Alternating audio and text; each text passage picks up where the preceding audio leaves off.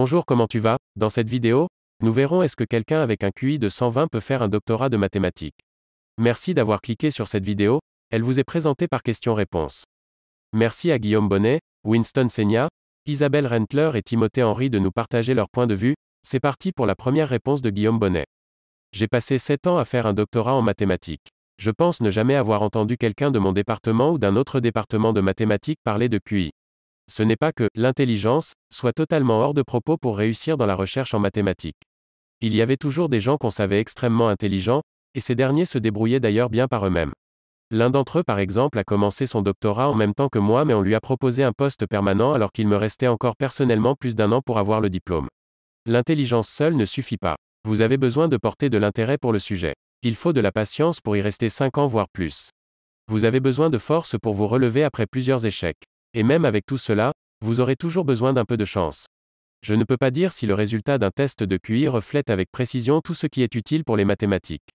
D'ailleurs, si c'était le cas, le livre de Marilyn vaut savant. Une des personnes sur la planète avec le plus haut QI, sur le dernier théorème de Fermat aurait dû être fantastique, ou du moins mathématiquement défendable, mais ce n'était pourtant pas le cas. Que pensent les professeurs de mathématiques du livre de Marilyn vaut savant, le plus célèbre problème de mathématiques au monde, la preuve du dernier théorème de Fermat? Question non traduite, le livre lui-même n'est pas disponible en français.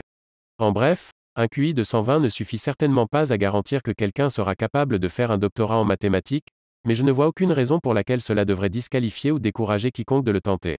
Ne pensez pas à votre QI, et surtout n'en parlez pas. La prochaine réponse est de Winston Seigna. Je ne vois pas pourquoi une personne ne pourrait pas passer un doctorat de mathématiques avec 120 de QI, surtout qu'elle a plus de chances de l'obtenir que certains surdoués. Ceux en grande difficulté scolaire. On va pouvoir continuer avec la réponse de Isabelle Rentler. Puisque vous avez un QI testé à 160, faites-le fonctionner pour trouver des idées. Cordialement. Nous continuons avec la réponse de Timothée Henry. Mon expérience sur le sujet est probablement la même que celle de millions d'élèves et d'étudiants dans le monde. Mon professeur de maths au lycée était nul. Son accent était incompréhensible, et elle n'avait, avec le recul, aucune intuition pour les maths. Les maths n'étaient qu'une suite d'exercices. Soit vous avez la même réponse que le manuel, soit vous avez tort. Puis je suis allé à l'université. Et les maths sont devenus plus faciles. Parce que les professeurs utilisaient de la logique, ils comprenaient les maths de manière intuitive. Ils pouvaient vous donner 100 analogies, cas, ou simulations, où ce qu'ils vous apprenaient était utile. Puis j'ai fait mon master, où j'ai étudié l'application des maths à des modèles économiques. La fluidité de la monnaie me paraissait claire comme de l'eau de roche dans ces dédales d'équations mathématiques que sont notre économie. Puis j'ai pris un cours d'équations linéaires à une université locale, près de chez moi. Juste pour l'été. Et là, les maths sont redevenues extrêmement difficiles. Tout était expliqué avec des lemmes et des théorèmes, et non pas avec les modélisations multidimensionnelles que mon cerveau comprend. Je me suis rendu compte à ce moment-là de pourquoi j'avais trouvé les maths si difficiles toute ma vie. Lorsque j'ai commencé à développer des modèles économiques, je pouvais faire des statistiques, ou de l'algèbre. Mais je n'arrivais même pas à diviser des fractions de manière correcte. Ou alors que telle chose n'était pas un dénominateur mais une racine. Des choses basiques. J'utilisais des logiciels pour m'assurer que je ne faisais pas des erreurs dignes d'élèves de primaire. Donc quand j'ai découvert des sites en ligne tels que Khan Academy, j'ai compris qu'il allait me falloir reconstruire ma culture mathématique à commencer par la 6e. 4 ans plus tard, je suis encore heureux lorsque je relis des cours qui portent même sur des choses basiques. J'aime admirer la magie des mathématiques simples, qui proviennent du plus profond des mathématiques.